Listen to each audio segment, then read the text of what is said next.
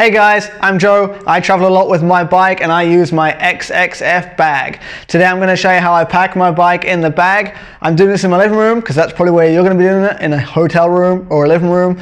Don't need a workbench, don't need any fancy tools. All you're going to need maybe is a mini tool and maybe a pedal wrench depending on what pedal system you use. Let's have a look. So the first thing you want to do is just unpack everything and see what you got. Lay it down and put everything out nice and neat and tidy. Okay, now we want to prepare the main cage. I find this a bit easier if you do it outside of the bag, but if you press for space, you can do it inside the bag too. Preparing the cage is super easy. All of the parts are numbered. You just do the red number to the green number. So the red 1 goes to the green 1, the red 2 goes to the green 2, etc.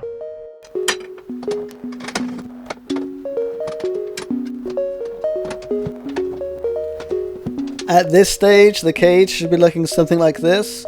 Don't worry about installing the smaller horizontal bars at this point, we'll do that later. Next, we're going to lower the main cage into the bag and use the provided Velcro loops to secure the cage inside the bag.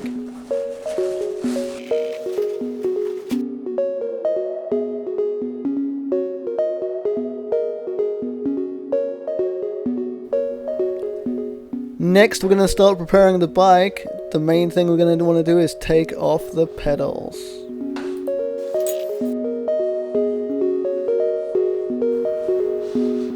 Remember, the left side pedal is reverse threaded, so you're going to turn the other way to loosen.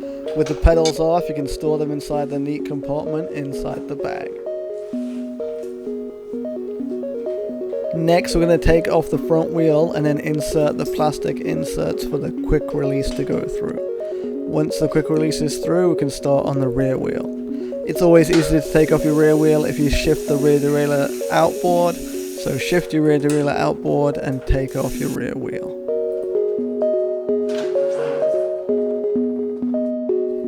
With the wheels off the bike, it's time to install the bike onto the frame. Gently lower the dropouts onto the quick release and secure it in place. Keep the front mount loose so you can shift the bike forwards and backwards to line up the rear dropouts perfectly.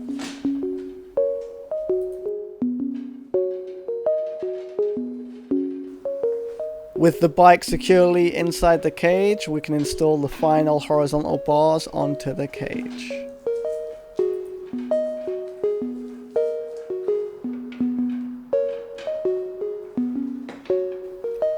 If you're going to be flying with your bike, it's a good idea to remove any electronics or batteries.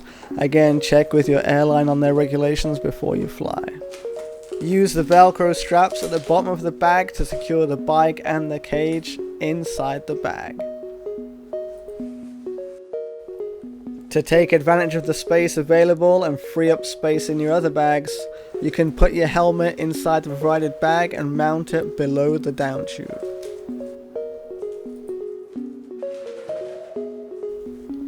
For extra protection and peace of mind, you can use the rear derailleur guard to protect your rear derailleur. The provided foam can protect your chainstay from being struck by the chain during transport. Any areas where the bike is near to the outside of the bag, you can install extra padding to protect your bike.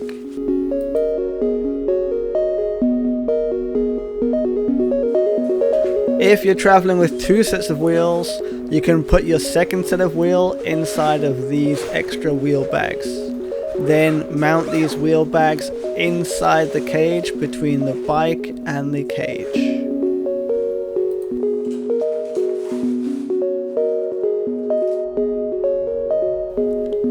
At this point, we just want to check that everything is locked and secure. Make sure nothing's going to rub against anything and nothing's going to move out of place during transport.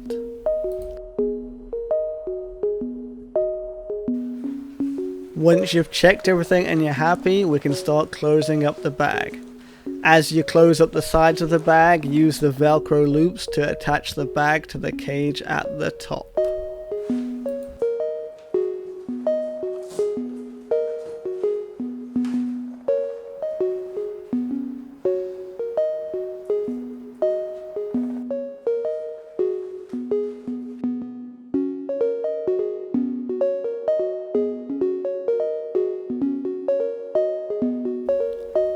As you're zipping up the bag, just check none of the padding has moved around and everything's protected as it should be.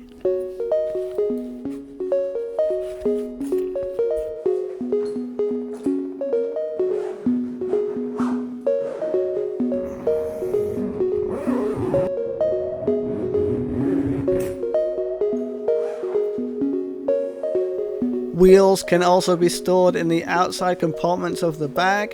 Put the wheels inside and then use the self-inflating airbags to protect them. Open the lid and wait 1 to 2 minutes for the bag to fully inflate.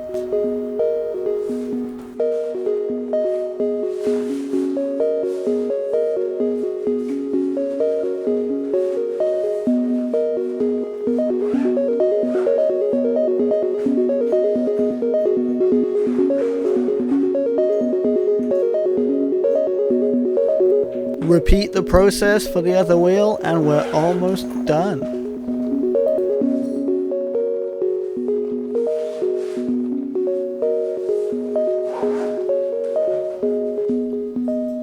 Attach the final pull handle on the front of the bag to make it easier to pull around in transport. And we're done. Easy. Enjoy your traveling, enjoy your racing.